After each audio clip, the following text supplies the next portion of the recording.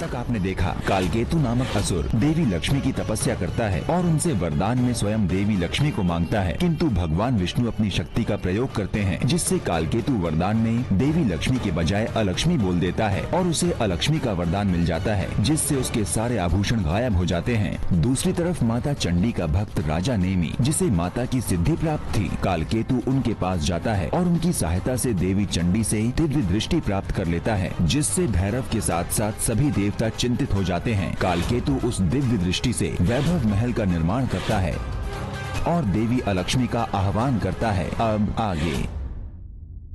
तुम कौन हो? मैं माता चंडी के शक्तिपीठ का रक्षक नीमच भैरव हूँ। देवी, कहाँ जा रही हैं आप? मैं उसी के पास जा रही हूँ जो मुझे पुकार रहा है। इस संसार में कोई नहीं है जो मुझे चाहता हो। सब मुझसे भय खाते हैं, किंतु कालकेतु मुझे स्वीकार करना चाहता है। मैं उसी के पास जा रही हूँ। किंतु कालकेतु आपसे प्रेम नहीं करता। वो तो देवी लक्ष्मी को प्रेम करता था। उसे तो छल से आपका वरदान प्राप्त हो गया था। आपको वरदान में प्राप्त करने के पश्चात भी उसने आपका अपमान किया और वहां से वापस भेज दिया। क्या आपको स्मरण नहीं देवी? देवी, मुझे संपूर्ण रूप में महालक्ष्मी चाहिए। तथास्तु। मैं तुम्हें महालक्ष्मी का वरदान देती हूँ।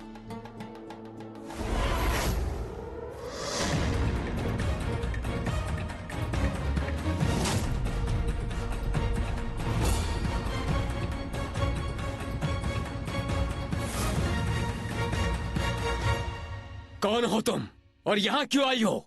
मैं अलक्ष्मी हूँ स्वामी। आपके मांगे गए वरदान के फल स्वरूप मैं यहाँ आई हूँ। मुझे बहुत प्रसन्नता है कि जिस अलक्ष्मी को संसार में कोई नहीं चाहता, उसे आपने वरदान में मांगा। इसके लिए मैं सदैव आपकी आभारी रहूंगी। चुप हो जाओ। भ्रम हुआ है तुम्हें। मैंने तुम्हें वरदान में नहीं मांगा। मैं तो लक्ष्मी को चाहता था, किंतु विष्णु ने मेरे साथ छल करके मेरे मुंह से लक्ष्मी के स्थान पर अलक्ष्मी कहलवाकर मेरे इतने वर्षों की कठिन तपस्या पर पानी फेर दिया। मैं लक्ष्मी को दासी बनाना चाहता हूँ, ना कि तुम्हें। मैं तुम्हें कभी स्वीकार नहीं करूंगा।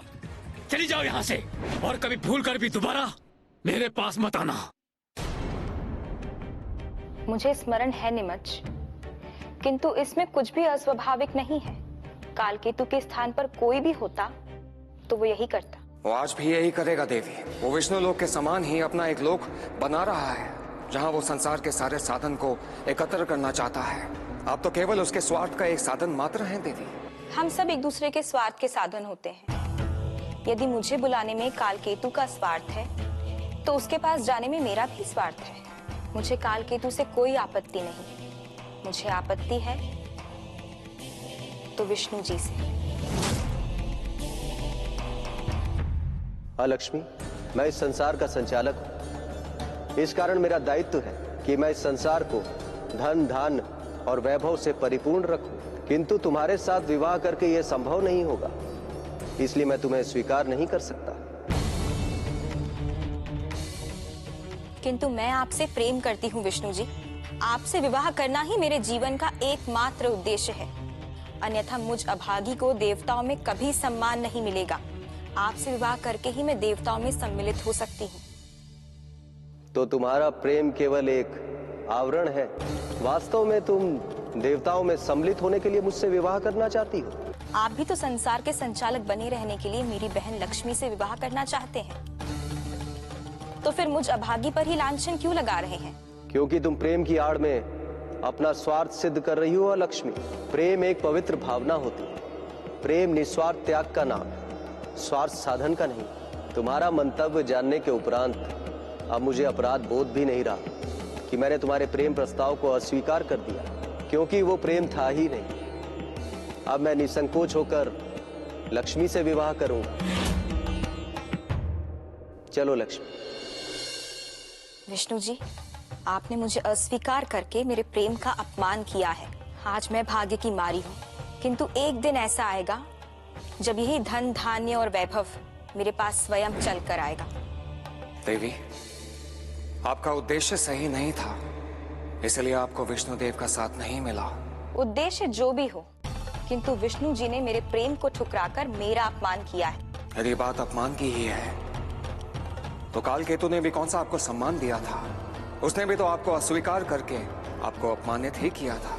किंतु आज तो वो मुझे स्वीकार करना चाहता है ना।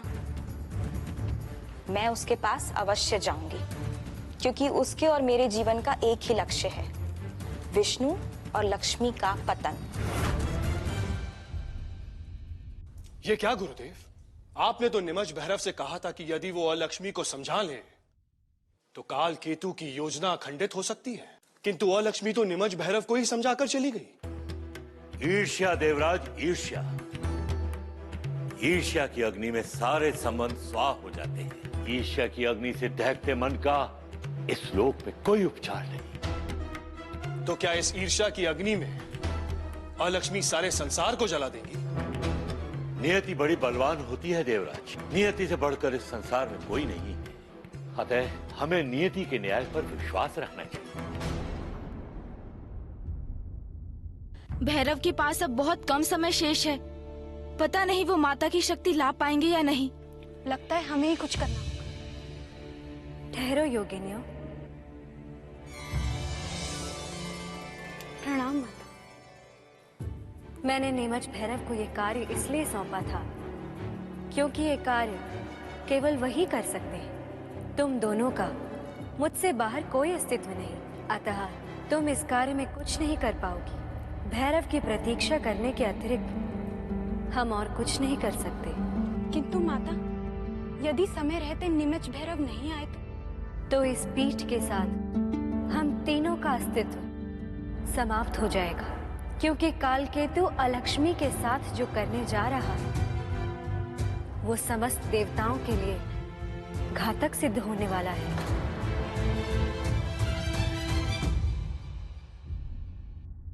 देवी, मुझे क्षमा कर दीजिए। उस दिन मैंने आपका बहुत अपमान किया था, किंतु आपसे किया हुआ वो दुर्व्यवहार विष्णु के छल से उपजे हुए क्रोध का परिणाम था। मैं जानती हूँ कालकेतु, इसलिए तुम्हारे प्रति मेरे मन में कोई दुर्भावना नहीं है। तुम्हारा और मेरा शत्रु एक ही है, और वो है विष्णु। सत्य कहा देवी। अब हम साथ मिलके विष्णु से अपना प्रतिशोध लेंगे।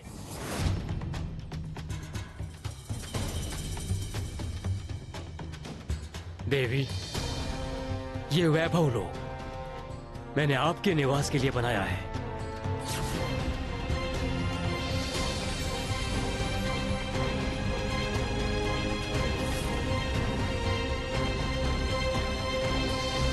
कालकेतु, क्या तुम सत्य कह रहे हो? हाँ देवी, अब आप मेरे साथ निवास करेंगी। आइए लक्ष्मी, अपने वैभव लोक में प्रवेश कीजिए।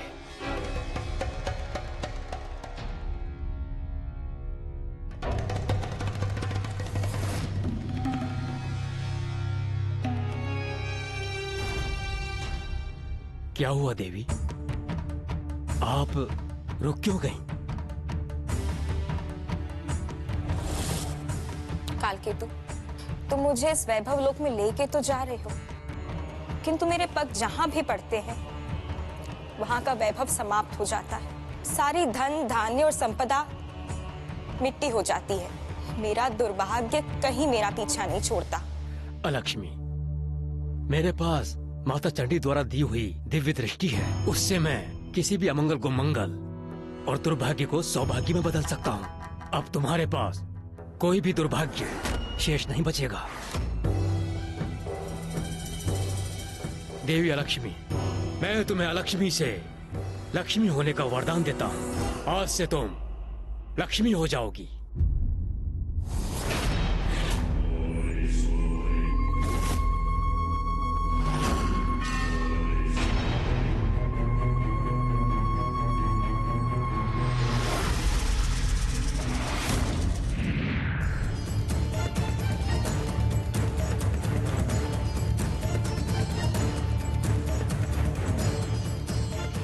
ये क्या हो रहा है प्रभु?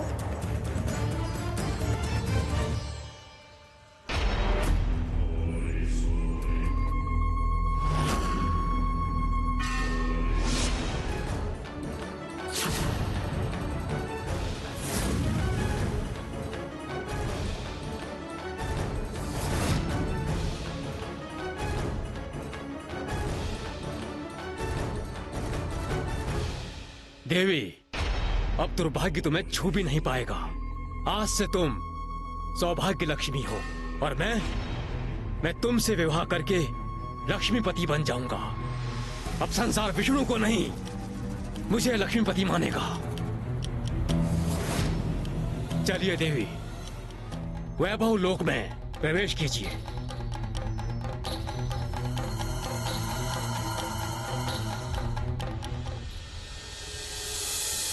अरे ये क्या हो रहा है?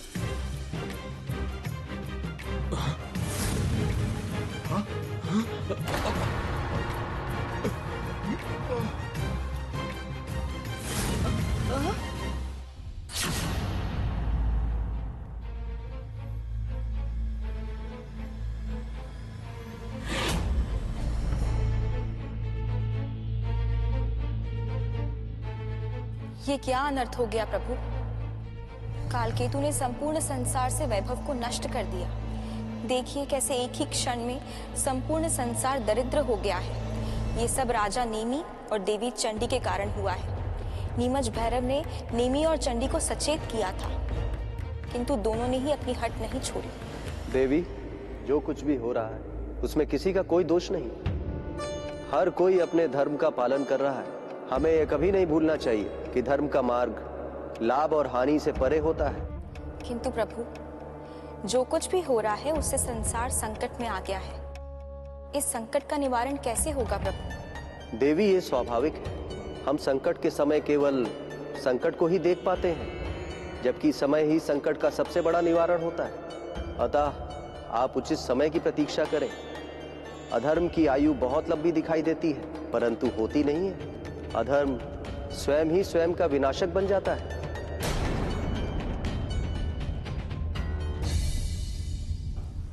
नीमच, ये तो बहुत बड़ा अनर्थ हो गया है। आज मेरे कारण देवी लक्ष्मी संकट में पड़ गई है। ऐसा पहली बार हुआ है कि मैं किसी के दुख का कारण बनी हूँ। आप सत्य कह रही हैं माता।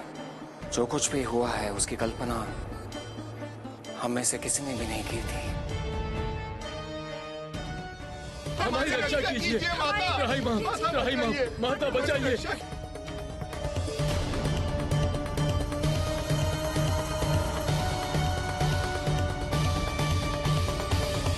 हे चंडी माता, देखिए हम सबका क्या हाल हो गया। हमारे राजा नेमी ने आपसे प्राप्त धन जो हमें दान किया था, वो सब अचानक मिट्टी में बदल गया। माँ, हमारे खेत सूख गए, फसलें बर्बाद हो गईं। न हमारे पास अब खाने के लिए भोजन बचा और न तन ढकने के लिए कपड़े। हमारे छोटे छोटे बच्चे भूख से बिलख बिलख कर मर रहे हैं। माता, अब आप ही कुछ कर सकती हैं। हमारी रक्षा कीजिए माता, रक्षा कीजिए। आप सब लोगों के कष्टों से माता भली भांति परिचित है। जितना दुख आपको अपने बच्चों के लिए हो रहा है, माता को भी आपके लिए उतना ही दुख हो रहा है। ये संकट का समय है, शीघ्र ही बीत जाएगा।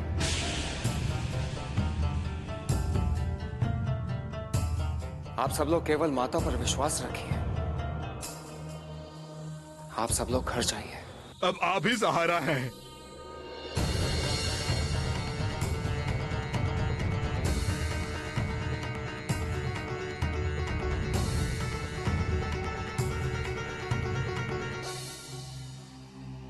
भैरव, संकट तो गहराता जा रहा है। तुम्हारे पास इस संकट से निपटने के लिए बहुत ही कम समय शेष है। यदि समय रहते कुछ ना किया गया तो इस संसार से इस शक्तिपीठ का अस्तित्व सदा सदा के लिए समाप्त हो जाएगा। भैरव,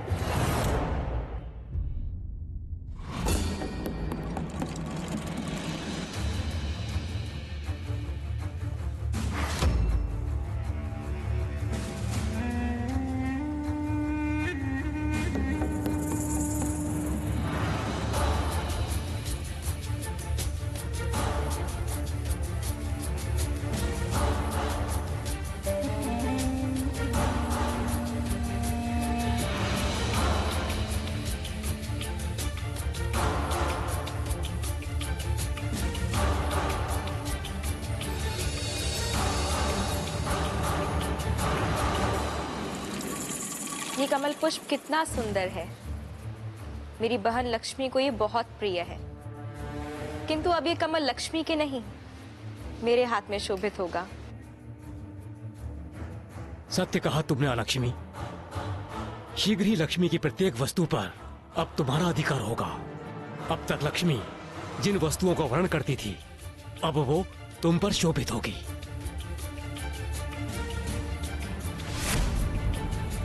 सत्य काल केतु। हाँ देवी।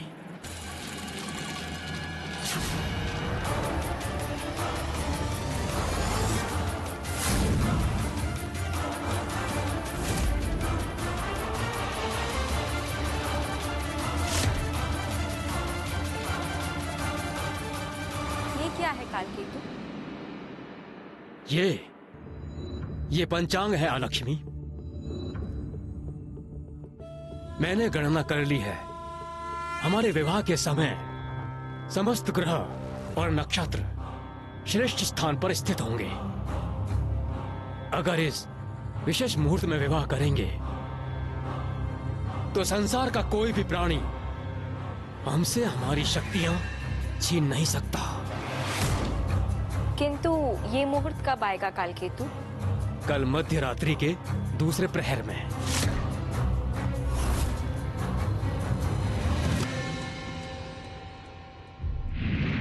माता, अभी तक हमने जो कुछ भी देखा वो तो केवल एक झलक मात्र ही था। यदि अलक्ष्मी का विवाह काल केतु के साथ हो जाएगा तो संसार पर ऐसा संकट आएगा जिसका निवारण स्वयं नारायण भी नहीं कर सकते, क्योंकि इस विशेष मुहूर्त में अलक्ष्मी से विवाह करने के पश्चात काल केतु संसार के संचालन का अधिकारी बन जाएगा। मैं समझ सकती हूँ नीमच, किंतु अब मैं कर ही क्या सकती हूँ? मेरी सारी शक्तियां छिन चुकी हैं। माता, शक्ति नहीं तो क्या हुआ, भावनाएं तो हैं।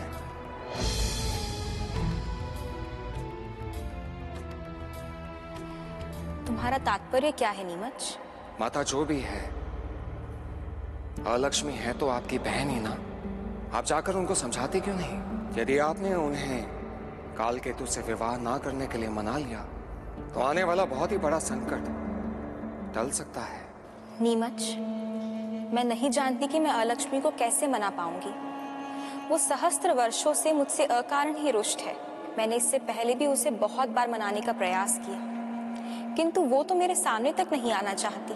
माता, जब आपने इतनी बार प्रयास किया है तो एक और बार भी प्रयास कर सकती हैं।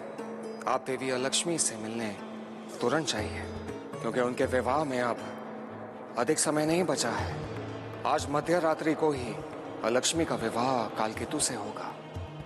माता, आपको जो कुछ भी करना है उसे पूर्व ही करना होगा।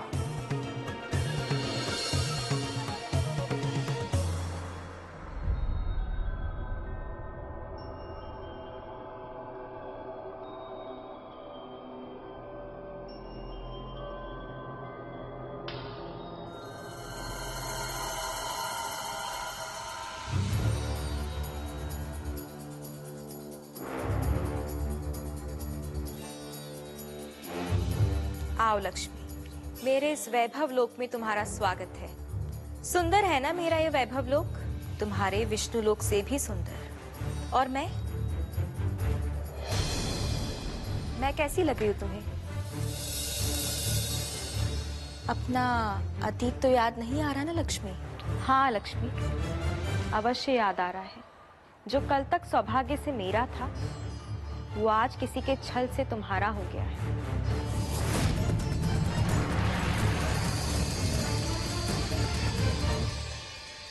ये तुम नहीं, तुम्हारी ईर्ष्या बोल रही है लक्ष्मी।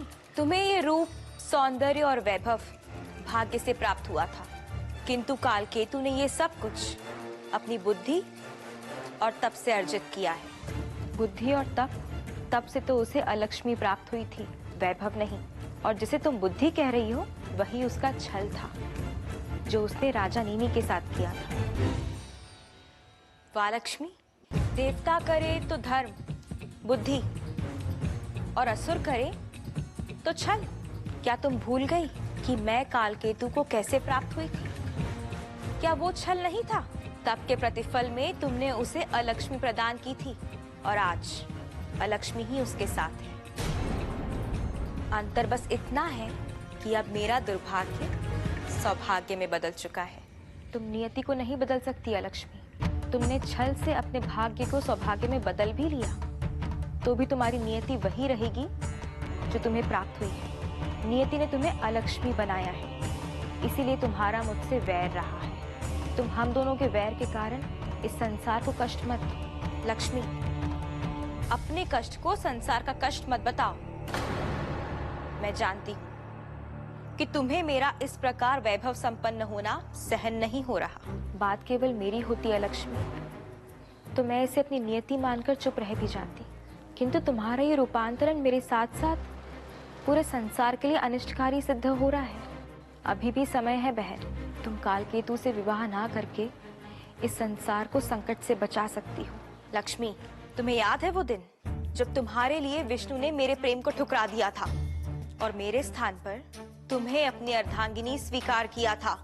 जिस संसार के वैभव के लिए विष्णु ने मेरा त्याग किया था, अगर तुम उसी संसार के लिए यहाँ आई हो तो चली जाओ, क्योंकि मुझे तुम्हारे उस संसार से कोई प्रयोजन नहीं। तुम बहुत स्वार्थी हो रही हो बहन। कालकेतु से विवाह करके तुम तो सुखी रह सकती हो, परंतु समस्त संसार का विनाश हो जाएगा। संसार नष्ट होता है तो हो जाए, मैं कालकेतु से विवाह करके रहूंगी।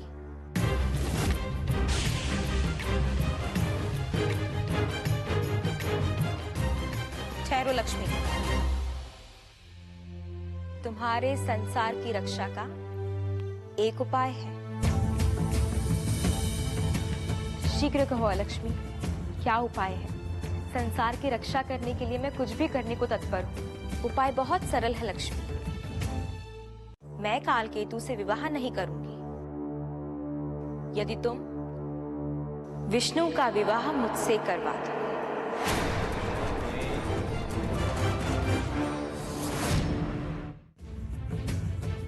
क्या हुआ लक्ष्मी, स्वीकार है या नहीं? बोलो। मैं ये कदापि नहीं कर सकती तो रुकी क्यों हो? चली जाओ यहां से। स्वार्थ और परमार्थ का भाषण देना बंद करो।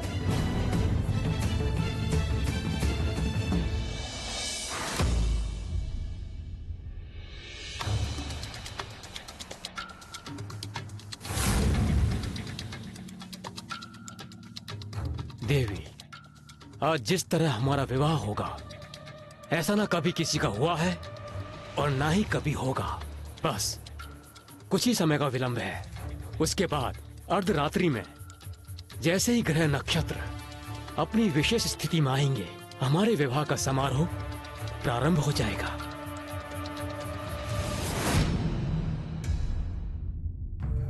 माता, मेरे तो कुछ समझ में नहीं आ रहा कि इस विवाह को कैसे रोका जाए। क्या संसार का विनाश होना अब निश्चित है? निराश मत हो भैरव, परिणाम से पूर्व पराजय स्वीकार नहीं करनी चाहिए। माता, माता, माता, आपके भक्त नीमी की स्थिति बहुत चिंताजनक है। यदि समय रहते उसे स्वस्थ नहीं किया तो उसके प्राण भी जा सकते। उसकी स्थिति बहुत गंभीर है माता, और उसके पास अधिक समय नहीं है माता। ये कैसी विडंबना है? जिस दिव्य दृष्टि के कारण मेरे भक्त नीमी को हर बार जीवन दान मिला, आज उसी दिव्य दृष्टि के कारण उसका जीवन संकट में पड़ गया है।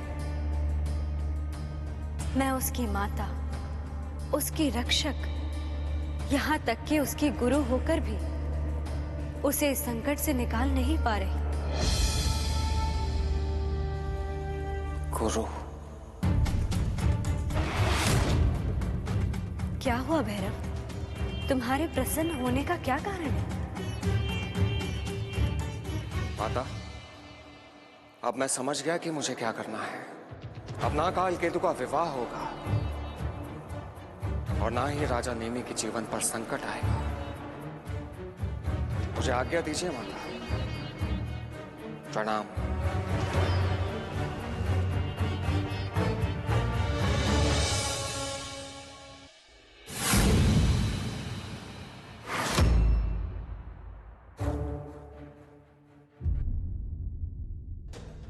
गुरु शुक्राचार्य, गुरु शुक्राचार्य। निमित भैरव, तुम यहां? तुम तो शक्तिपीठ के रक्षक और हमारे शत्रु हो। यहां क्या करने आए हो? असुर गुरु शुक्राचार्य, मेरा कर्तव्य मुझे यहाँ खींच लाया है। मैं आपकी सहायता मांगने आया हूँ। किंतु मैं अपने शत्रु की सहायता क्यों करूंगा निमित भैरव?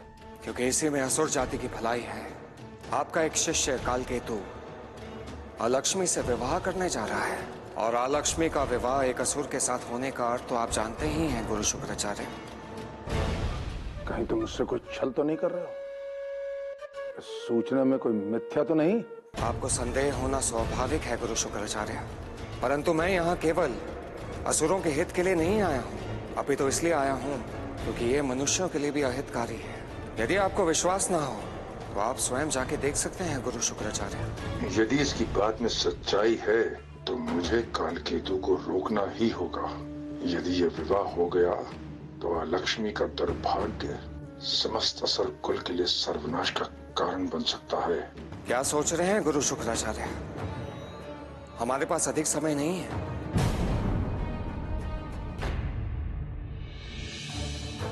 अब आप दोनों एक दूसरे को वरमाला पहनाइए।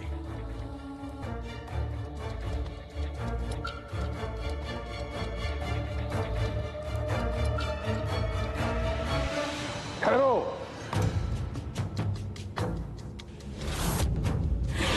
गुरु शुक्राचार्य, ये तुम क्या करने जा रहे हो मूर्ख? इस लक्ष्मी से विवाह करके तुम संपूर्ण असुरकुल का सर्वनाश कर दोगे। मैं तुम्हें यह विवाह कदापि नहीं करने दूंगा। तो निमच भैरव की युक्ति काम कर ही गई। शुक्राचार्य ने यह विवाह रोक दिया है। किंतु कालकेतु की सारी योजनाएं इसी विवाह पर टिकी हैं। तो शुक्राचार्य की बात को क्यों मानेगा? कालकेतु कुछ भी कर सकता है, किंतु अपने गुरु शुक्राचार्य के आदेश का उल्लंघन नहीं कर सकता।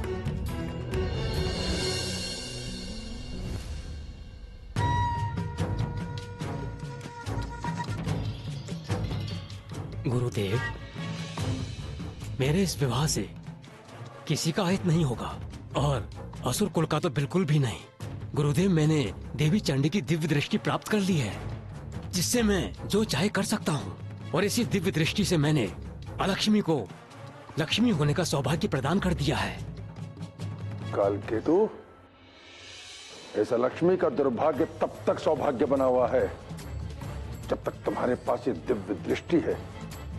किंतु यदि किसी दिन देवताओं ने छल से तुमसे यह दिव्य दृष्टि प्राप्त कर ली तो लक्ष्मी का दुर्भाग्य का प्रभाव असुर कुल पर तो बाद में पड़ेगा। सबसे पहले तुम उसकी चपेट में आ जाओगे। हो सकता है तुम्हारे जीवन का अंत हो जाए। किंतु गुरुदेव, इस दिव्य दृष्टि के रहते कोई मेरा सामना नहीं कर सकता, और किसी में इतनी शक्ति नहीं कि इसे मुझसे छीन सके। शक्ति भले ही ना हो, किंतु देवताओं में असुरों से बुद्धि कहीं अधिक है, और यही कारण है कि शक्तिशाली होकर भी असुर कभी अपना वर्चस्व स्थापित नहीं कर पाए। अब यदि तुम लक्ष्मी से विवाह करना ही चाहते हो तो सबसे पहले शक्तिपीठ के स्वामी को बंदी बना लो, क्योंकि यदि देवताओं ने छल से तुमसे वो दिव्य दृष्टि प्राप्त भी कर ली तो उसे धारण करने वाली शक्ति उनके पास नहीं होगी, और यदि शक्ति को धारण करने वाला कोई नहीं होगा तो तुमसे शक्ति छीनने वाली सारी संभावनाएं समाप्त हो जाएंगी। ये गुरु शुक्राचार्य कालकेतु को क्या पट्टी पढ़ा रहे हैं? मुझे आभास हो रहा है कि माता की शक्ति पीठ पर कोई संकट आने वाला है। मुझे जाना होगा। ठीक है गुरुदेव, यदि आपकी यही इच्छा है तो मैं पहले जाकर शक्तिपीठ की स्वामी देवी चंडी को बंदी बनाता हूँ, और इसके बाद ही अपना विवाह पूर्ण करूंगा।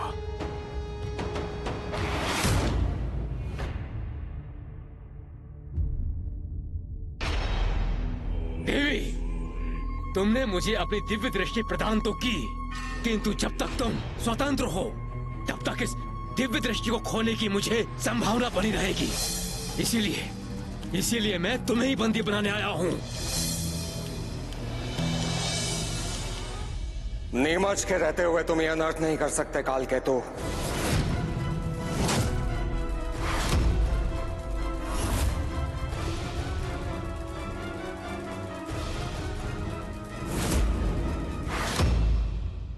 अब तुम रोकोगे मुझे? मैं नहीं, हम रोकेंगे।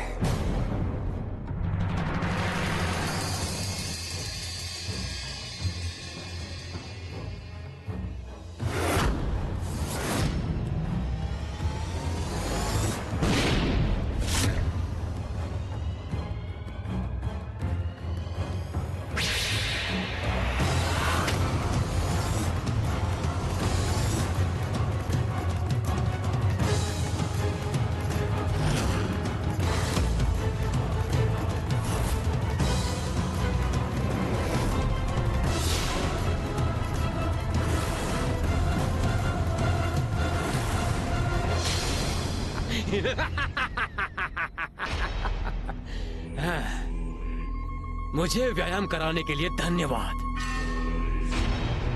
किंतु क्रीड़ा का समय समाप्त हुआ। देवी चंडी प्रकट हो।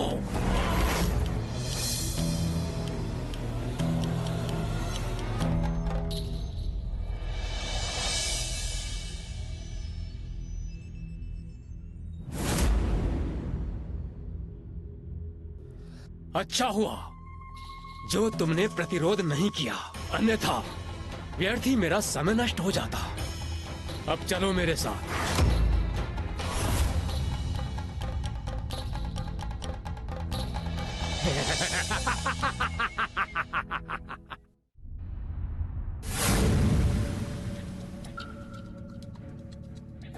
मुझे तुम पर गर्व है कालकेतु। गुरुदेव, देवी आज से मेरी बंदी है और मेरे विवाह के पश्चात मैं देवी को ऐसे स्थान पर छुपाऊंगा कि कोई भी देवता इसे खोज नहीं पाएगा।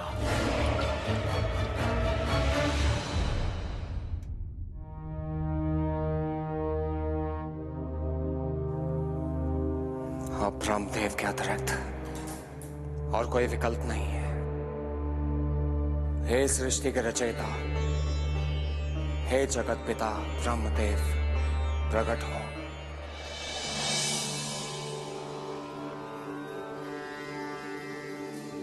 प्रणाम।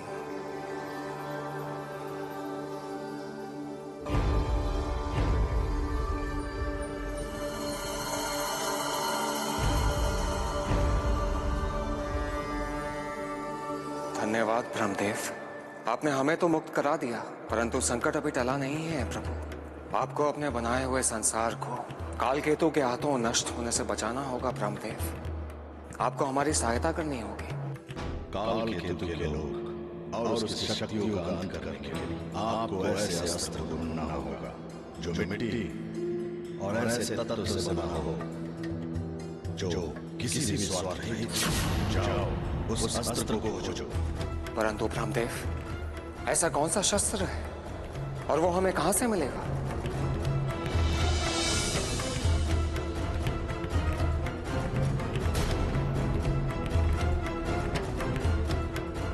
आज पूर्णिमा की रात है, इसके बीतने से पहले हमें ये सब करना होगा, अन्यथा माता का पीठ समाप्त हो जाएगा। फिर किसी भी कार्य का कोई अर्थ नहीं रहेगा।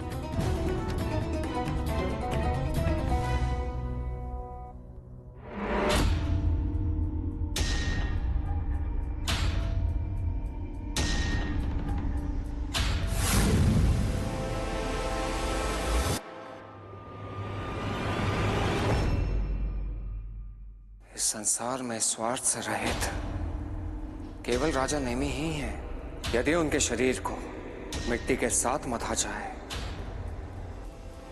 तो शस्त्र बन सकता है।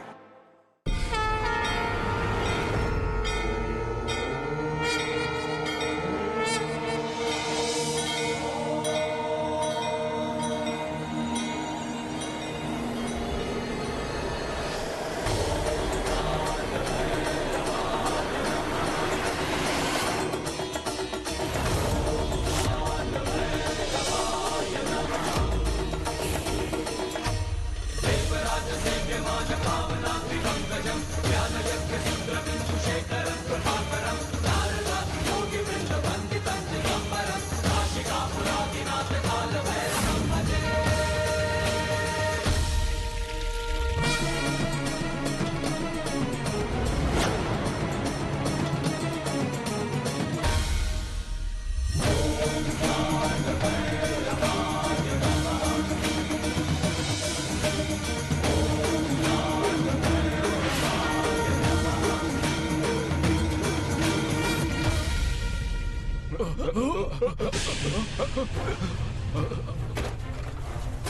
क्या हो रहा है? ये कैसा कंपन है?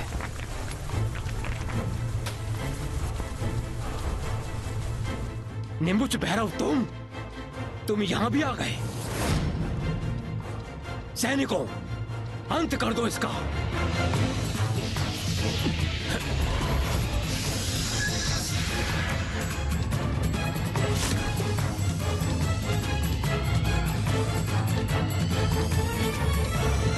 तुम्हें जीवित छोड़ना मेरी सबसे बड़ी भूल थी।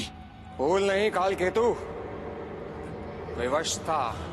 तुम्हारे पास दिव्य दृष्टि होते हुए भी तुम मुझे मार नहीं सकते थे, परंतु अब मैं तुम्हें अवश्य मार सकता हूं, क्योंकि तुम देवी की दिव्य दृष्टि का प्रयोग संसार के अहित के लिए कर रहे हो। अब मैं तुम्हें और तुम्हारे इस वैभव लोक का नाश कर दूंगा। मेरे वैभव लोक को नष्ट करने से पूर्व मैं तुझे ही नष्ट कर दूंगा।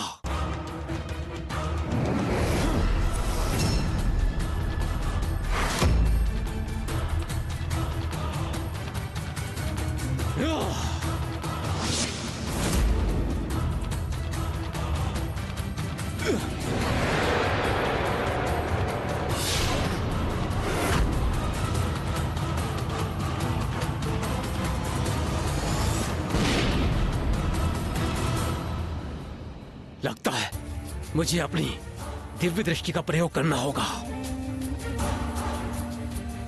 इसी क्षण की तो मैं प्रतीक्षा कर रहा था।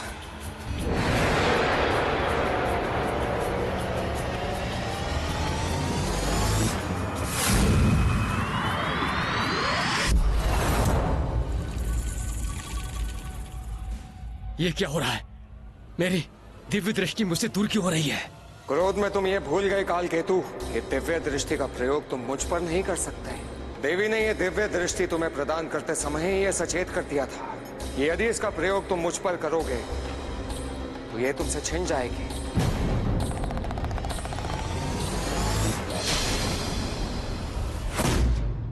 निमुच, तुमने मुझसे मेरी दिव्य दृष्टि छीन ली है। अब मैं तुम्हारा अंत कर दूंगा।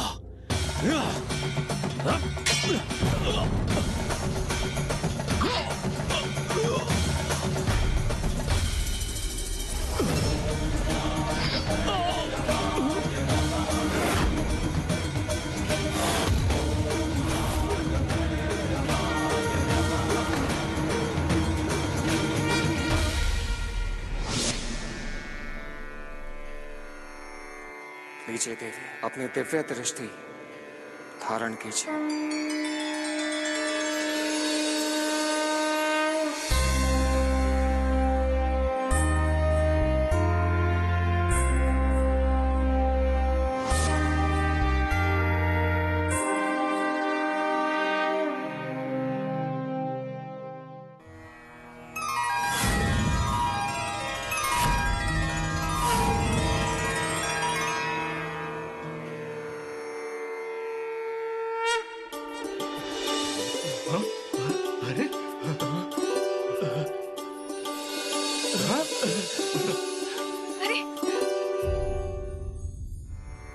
प्रणाम माता। शीघ्रता कीजिए माता, अपनी दिव्य दृष्टि का प्रयोग करके राजा नेमी को जीवन प्रदान कीजिए।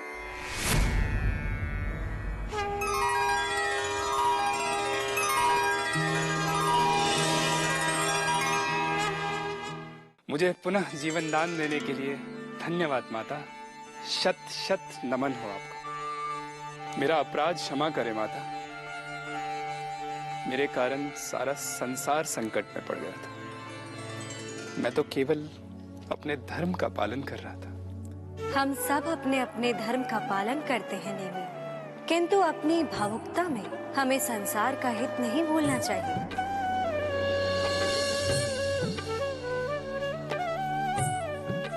यदि नीमच भैरव ने मेरी रक्षा न की होती तो आज न मेरा अस्तित्व शेष रहता और ना ही इस शक्तिपीठ का। नीमच भैरव, मैं तुम्हारा धन्यवाद करती हूँ कि आज तुम्हारे कारण ही मेरा ये शक्तिपीठ सुरक्षित है। आज से मैं तुम्हें इस शक्तिपीठ का रक्षक नियुक्त करती हूँ। माता, मैं सदा ही शक्तिपीठ की रक्षा के लिए तत्पर रहूंगा।